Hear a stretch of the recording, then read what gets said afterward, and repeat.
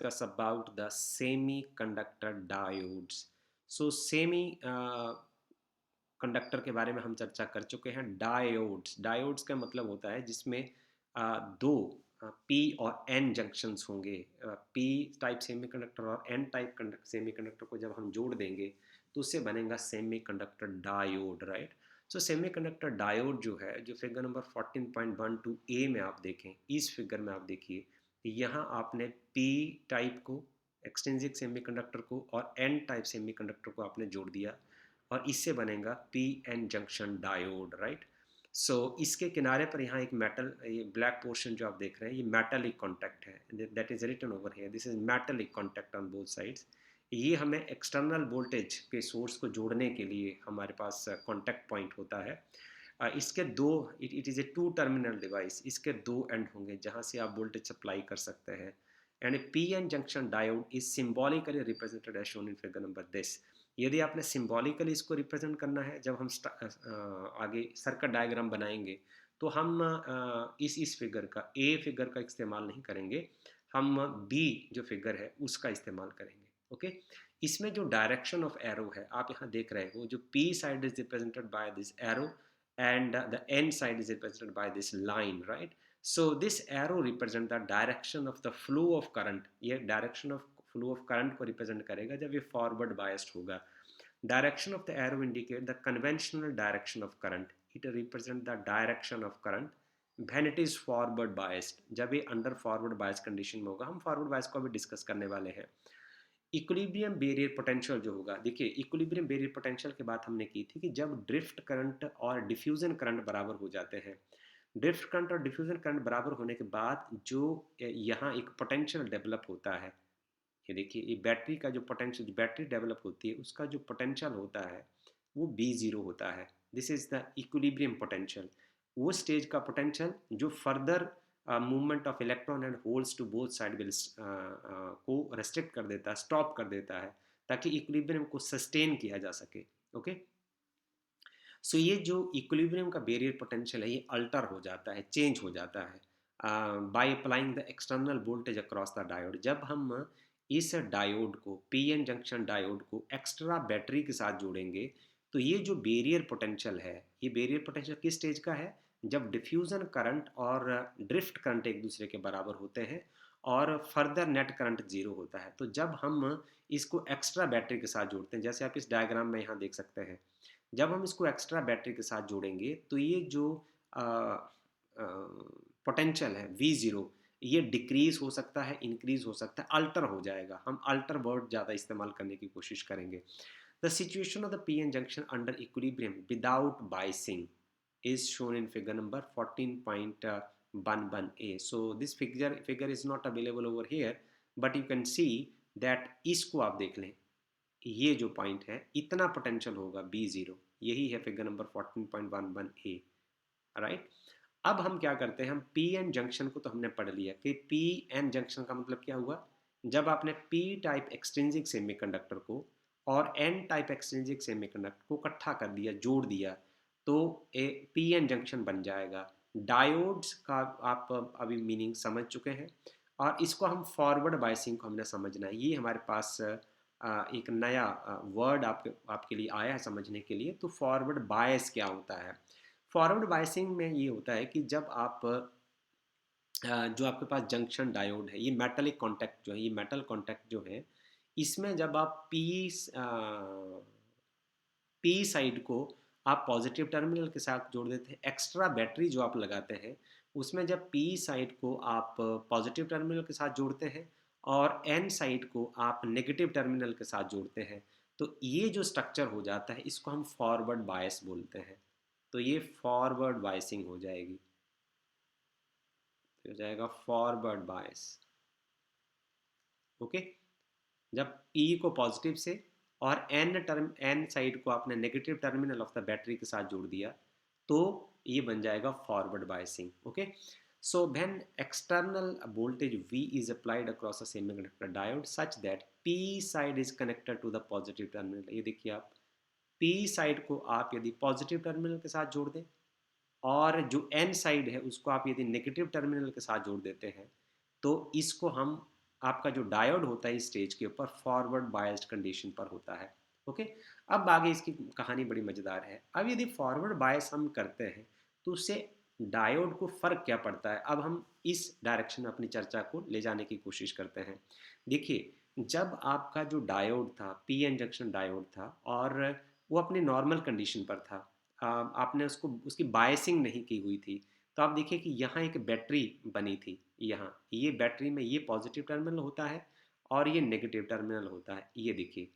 और इसमें जो इलेक्ट्रिक फील्ड का जो डायरेक्शन होगा वो इधर से इधर को होता है, इसको हम पढ़ चुके हैं, राइट। सो जो आपकी अप्लाइड वोल्टेज है उसकी जो डायरेक्शन है वो अपोजिट है। देखिए, जो डायोड की अपनी डायरेक्शन थी उसमें पॉजिटिव साइड इधर है और नेगेटिव साइड इधर है। ओके, और जो आपकी अप्लाइड वोल्टेज है वो इसके ऑपोजिट है।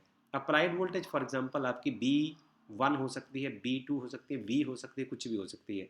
ये वोल्टेज है आपकी B0। ये कब बनी है, जब आपके डिप्लीशन रीजन जनरेट होता है। डिप्लीशन रीजन ये आप देख सकते हैं, जो ये भी आप देख सकते हैं। डिप्लीशन रीजन में क्या होता है, बीच वाले तो पॉजिटिव नेगेटिव से कैंसिल हो जाएंगे and you are left with की जो पॉजिटिव साइड होगी वो एन रीजन की ओर होगी और जो नेगेटिव साइड होगी वो पी रीजन की ओर होगी, और पॉजिटिव और नेगेटिव के बीच में एक इलेक्ट्रिक फील्ड डेवलप हो जाता है, that results to the potential development, right. इसमें एक पोटेंशियल डिफरेंस आ जाता है और ये हुआ B0। अब क्या होगा कि द अप्लाइड वोल्टेज में drop across the depletion reason. जो अप्लाइड वोल्टेज है वो ज़्यादा खर्च होती है, ख़त्म होती है डिप्लीशन रीजन में। आप जानते हैं ना कि जो V होता है V is equal to I R.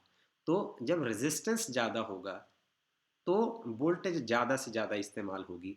तो आप जानते हैं कि जो डिप्लीशन रीजन में रेजिस्टेंस बहुत ज़्यादा होता है इसलिए वहाँ वोल्टेज ज़्यादा ड्रॉप होती है and the voltage drop across the P side. if the applied voltage may drop across the depletion region and the voltage drop across the P side and N side of the junction is negligible। ठीक है, ये कम खर्च होती है। The applied voltage may drop across the depletion region and the voltage drop across the P side and N region N side of the junction is negligible. Depletion region में ज़्यादा drop होगी और पी और N side region में negligible drop होगी। This is because the resistance of the depletion region is large, where there is no charge at all, right, is very high as compared to the resistance to the n side and p side। तो आप Ohm's law से बहुत अच्छे तरीके से समझ सकते हैं क्योंकि p और n साइड में रेजिस्टेंस बड़ा कम होता है इसलिए वोल्टेज का वैल्यू बहुत कम होगा। और यहाँ इस रीजन में डिप्लीशन रीजन में रेजिस्टेंस बड़ा ज़्यादा होता है क्योंकि चार्ज फ्री रीजन होता है, वो एक सॉलिड मास होता है, इमोबाइल आयन्स होते हैं उसमें। सो इसलिए वहाँ वोल्टेज ज़्यादा ड्रॉप होती है। The direction of the applied voltage is opposite to the built in potential. ये देखिए आप V और V0 की जो डायरेक्शन है वो ऑपोजिट होगी, यहाँ आप समझ सकते हैं। B0 की डायरेक्शन, इसका पॉजिटिव टर्मिनल इधर, नेगेटिव इधर। अप्लाइड वोल्टेज का पॉजिटिव टर्मिनल इधर, नेगेटिव इधर, तो ये दोनों एक दूसरे के ऑपोजिट हैं। अब मैं यहाँ लिख देता हूँ, ये है आपके पास applied voltage,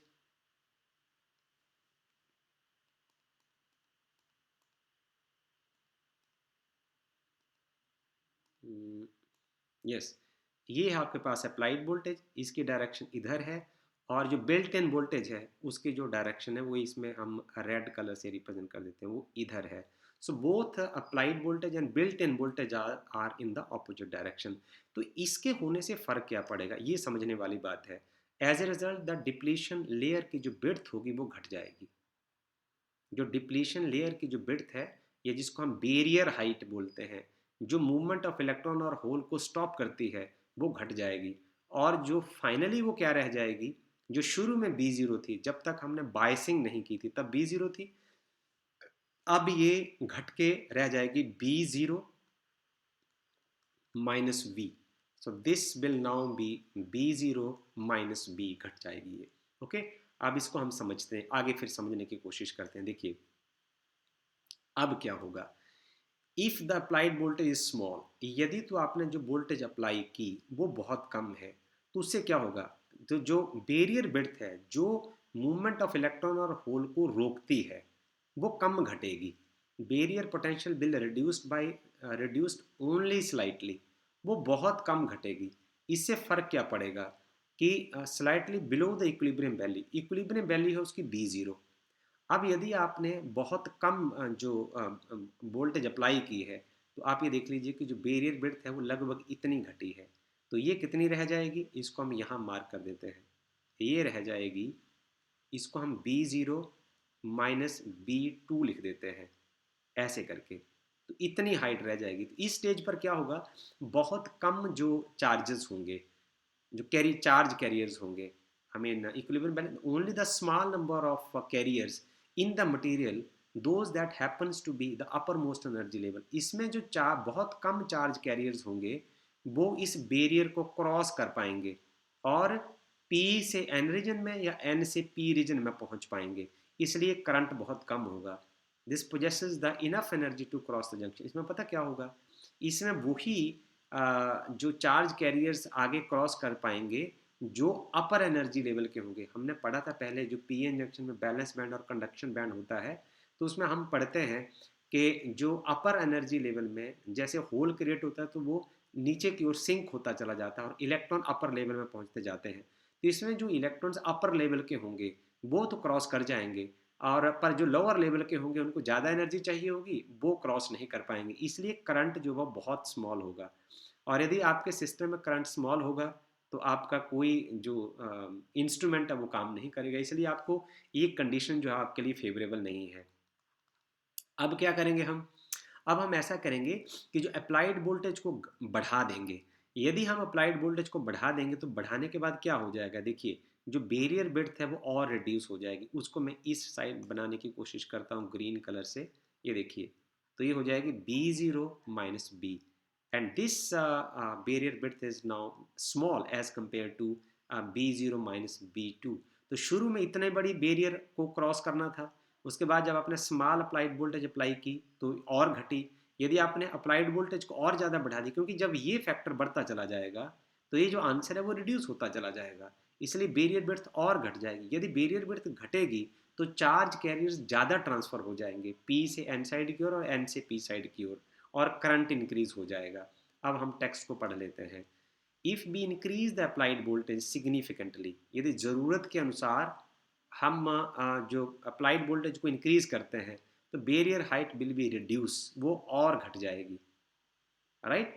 and more number of the carriers जो है will have the required energy, और ज़्यादा से ज़्यादा जो कैरियर्स होंगे उनके पास इतनी एनर्जी होगी कि वो इस बैरियर विड्थ को क्रॉस कर जाएं और करंट में कंट्रीब्यूट करें। इसलिए जब ज़्यादा चार्ज कैरियर जो है वो क्रॉस करेंगे बैरियर विड्थ को तो करंट जो है वो इंक्रीज हो जाएगा। ओके, वोल्टेज जो हमारी एक्स्ट्रा हमने इलेक्ट्रिक फील्ड या वोल्टेज अप्लाई की हुई है, I mean due to this extra applied field की वजह से क्या होगा, जो इलेक्ट्रॉन जो है क्योंकि उसमें मेजॉरिटी कैरियर्स होते हैं एन साइड में, ये क्या करेंगे, ये डिप्लीशन रीजन को क्रॉस करेंगे और एन साइड में इलेक्ट्रॉन ज़्यादा है, ये पी साइड में चले जाएंगे, और पी साइड में जो इलेक्ट्रॉन होते हैं वो कम होते हैं, माइनॉरिटी कैरियर्स होते हैं।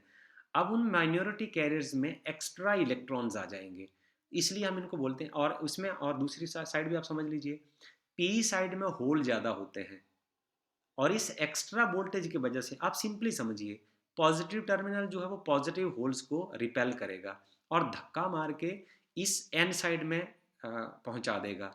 जो इस साइड में इलेक्ट्रॉन हमेशा ज़्यादा होते हैं, नेगेटिव टर्मिनल से नेगेटिव नेगेटिव को रिपेल करेगा और इस फोर्स से वो पी साइड में इसको धकेल देगा।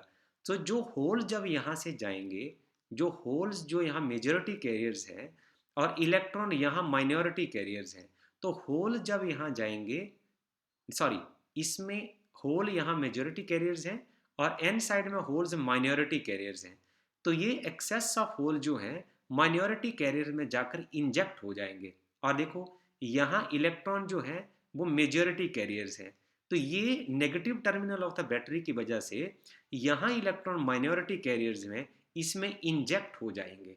सो this is called minority carrier injection, हम इसको बोलते हैं। Okay, similarly the holes from the P side cross the junction, जो पी साइड से जो होल्स हैं वो यहाँ से जंक्शन को क्रॉस करेंगे और कहाँ जाएंगे, and reach the N side, और ये एन साइड में पहुँच जाएंगे जहाँ होल्स माइनॉरिटी कैरियर्स हैं, जहाँ होल्स कम हैं। So the process under the forward bias is known as minority carrier injection. इसीलिए हम इसको माइनॉरिटी कैरियर इंजेक्शन कहते हैं। जहां माइनॉरिटी माइनॉरिटी कैरियर्स हैं वहां इंजेक्ट करने हैं हमने जो जैसे इलेक्ट्रॉन जो है होल जो हैं वो एन साइड में माइनॉरिटी कैरियर्स हैं, तो हम पी साइड से इंजेक्ट करेंगे with the help of voltage, extra voltage. और जो पी साइड में इलेक्ट्रॉन माइनॉरिटी कैरियर्स हैं तो हम एक्स्ट्रा वोल्टेज की हेल्प से एन साइड से इसमें इंजेक्ट करेंगे। तो this is called minority carrier injection, हम इसको बोलते हैं। एट द जंक्शन में क्या होगा, at the junction boundary, junction की बाउंड्री देखिए आप, इस पॉइंट को जरा गौर से देखिए, इन पॉइंट्स के ऊपर जंक्शन बाउंड्री पर पहुंचने के बाद ये धक्के से दूसरी आर पहुंच जाते हैं। I mean at the junction boundary on each side, दोनों साइड जो जंक्शन की बाउंड्री है, ये यहाँ आप देखें, इस बाउंड्री की बात हम कर रहे हैं। The minority carrier concentration increase, यहाँ माइनॉरिटी कैरियर जो है वो बढ़ जाते हैं significantly as compare to the location far from the junction. तो माइनॉरिटी कैरियर सबसे पहले तो यहीं पहुंचेंगे, तो यहाँ जो है इनकी कॉन्सेंट्रेशन ज़्यादा हो जाती है और इस इलाके में इसकी कॉन्सेंट्रेशन कम होती है, तो इसकी वजह से कॉन्सेंट्रेशन ग्रेडियंट हो जाता है। ग्रेडियंट की बात हम एक बार फिर से दोहरा देते हैं, जो फिजिकल क्वांटिटी डिस्टेंस के साथ चेंज हो उसको बोलते हैं ग्रेडियंट, राइट। तो यदि यहाँ चार्ज कैरियर्स यहाँ ज़्यादा हैं, आगे कम होते चले जाएंगे, तो इसको हम चार्ज ग्रेडियंट कह देंगे या कॉन्सेंट्रेशन ग्रेडियंट कह देंगे। सो इस कॉन्सेंट्रेशन ग्रेडियंट की वजह से क्या होगा, due to this concentration gradient the injected electron on the P side, क्योंकि पी साइड में पहले माइनॉरिटी कैरियर्स थे, they diffuse from the junction edge of the P side. ये पी साइड के जंक्शन एज से कहाँ आएंगे, to the other end of the P side, ये इधर से इधर तक चले आएंगे। इलेक्ट्रॉन जो है यहाँ पहले तो यहाँ आएंगे, फिर यहाँ से दूसरे एंड तक पहुँच जाएंगे। इसी तरीके से likewise injected holes on an side, जो होल्स होंगे वो पी साइड से यहाँ जाएंगे, फिर इस एंड से इस एंड तक पहुँच जाएंगे, यहाँ से यहाँ पहुँच जाएंगे। Diffuse from the junction edge of the N side to the other end of the side. और जो होल्स हैं वो यहाँ पहुँच जाएंगे, इलेक्ट्रॉन जो है वो यहाँ पहुँच जाएंगे, और आप देखिए उसके बाद करंट जो है वो ऑटोमेटिकली चलना शुरू हो जाएगा। This motion of charge carrier on either sides gives rise to current, और यहाँ से फिर जो है आपके सेमीकंडक्टर में करंट बहना शुरू हो जाएगा। और जो टोटल डायोड का जो करंट होगा, ये जोड़ होगा होल का डिफ्यूजन की वजह से, होल के डिफ्यूजन करंट की वजह से और इलेक्ट्रॉन के डिफ्यूजन से। It will be the sum of the hole diffusion current and electron diffusion current. और ये इसका जो मैग्नीट्यूड कितना होगा उसकी बात करना भी बहुत ज़रूरी है, ये मिली एम्पियर की रेंज का होगा। So this is all about the semiconductor diode as a forward bias. Thank you.